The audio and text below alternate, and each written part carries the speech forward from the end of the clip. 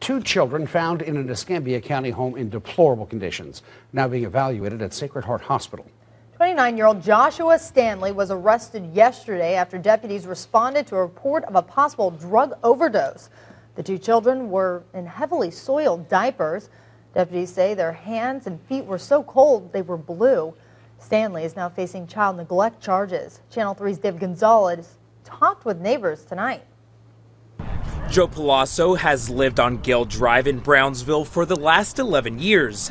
He says the neighborhood is quiet and filled with families. But Palazzo hasn't had a good relationship with his next-door neighbor, Joshua Stanley. He's a real hothead, and I've tried to get along with him, and it's just no doing it.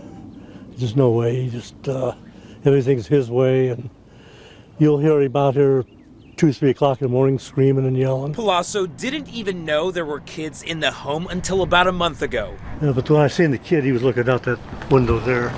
He's not shocked to hear the kids were found in unsanitary conditions. If you take a look at their backyard one time, I think I kind of explain it there. It's like the landfill. Palazzo says his concern is the children. I've called Department of Children and Family already. Oh, before yes, because of all the argument, domestic violence and everything. I just don't think the kids should be living in those conditions. I hope they go to a better place, though, for their sake.